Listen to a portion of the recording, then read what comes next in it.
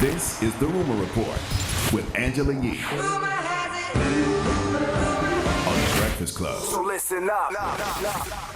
All right, now Jane Campion, who, by the way, won at the Critics' Choice Awards for The Power of the Dog for Best Picture and Best Adapted Screenplay, she has apologized to Venus and Serena Williams after making some crazy comments at the awards. Here's what she had to say.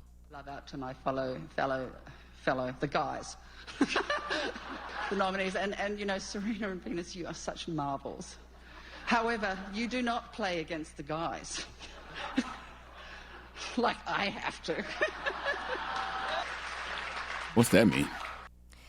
Right, exactly. So I guess she was trying to say for the category that she's in, you know, women haven't really won that award as much as, you know, she's a female director, but I don't understand what that had to do with Venus and Serena.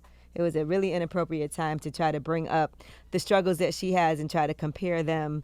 It's not even the same thing, though. You're talking about sports versus directing. And by the way, films. Venus and Serena could beat a lot of the guys too.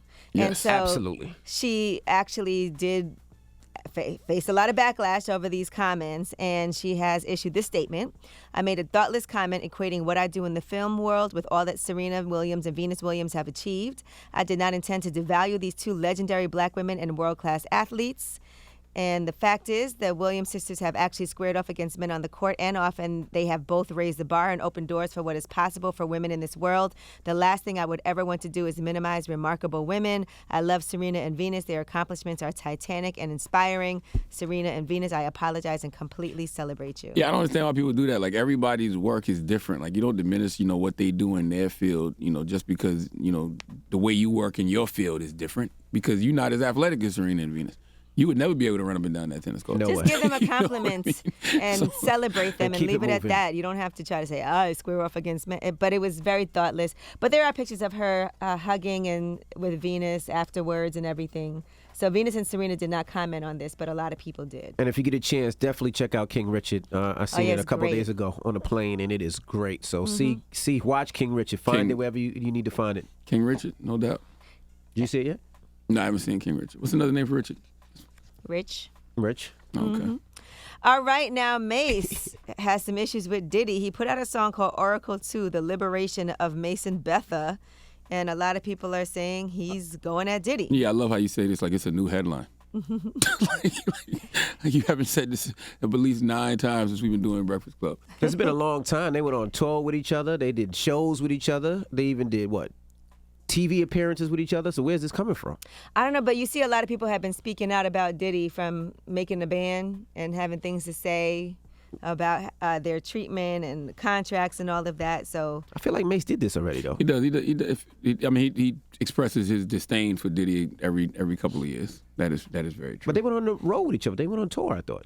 They did. I feel like the Mase record could have been good, but it's not because there's some bars there. It could have been good, but it's not. What no, because there's some bars there. Like he's actually spitting, but you know, just everything about it sounds dated. Like, why is Mase using auto tune? Like, you don't need that, King. Like, you Mase, like, just spit.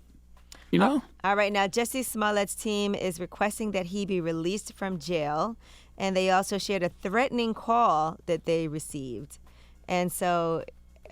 Yes, I don't know what's going on, but here is Patrice Cullors giving an update on Jussie Smollett. I'm in Chicago and was able to see Jussie today. Today is the first day that he's going to be able to get an actual bed. He's been sleeping on a restraint bed. They've also filed for him to be released, filed to the appellate court. Hopefully we'll learn by this week he'll get out. We need folks to call the jails and check up on him, but also say that you think he should be freed. And the last thing is we need folks to challenge the misinformation and disinformation around this case. What happened to Jussie could happen to any of us, and it's completely unacceptable. All right, now the Rolling Stone has transcribed one of the phone calls threatening harm upon Jussie Smollett that was received. It says, I hope what they do to that guy in jail, here's what they're going to do, right? They're going to take a broom handle and take that little blank, shove it in there, and he's going to go scream. And that's what the person in the call said, as transcribed by Rolling Stone. I do think Jussie got too much, jail time, if he should have got jail time at all. But there still has to be some type of accountability, repercussions. right? Mhm. Because his lawyers could not prove that what he was saying was true. That's just really that simple. Who failed Jussie in this situation?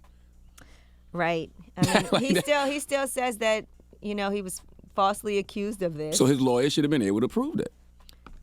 So I don't know. But they But they proved definitely are otherwise. making an example out of him. They had evidence that showed the contrary to what he was saying. Yeah, but I guess they're saying that his time that he got is a little I agree with extreme. that. No, I agree with that. I think so too. Right. agree No with one that. was hurt. I don't know what the Money precedent was is. spent, maybe some financial restitution and some probation or Yeah. something. I don't know what the precedent is in a case like this, but it does feel like, 150 days was excessive. But I think it's all bullcrap because at first they were going to drop the case. Remember, they dropped it at 1st and then because of the backlash, they came and now he gets this much time. I think it's extreme. All right. Well, that is your rumor report. All right, thank you, Miss E. Charlamagne, who you giving that donkey to? Man, 4 after the hour, can we talk about how there's a thin line between pranks and bullying? Huh? Texas Elections Administrator Denise Ann Hernandez, former Texas Elections Administrator Denise Ann Hernandez. She needs to come to the front of the congregation. We'd like to have a word with her this morning. All right, we'll get to that next. It's the Breakfast Club. Good morning.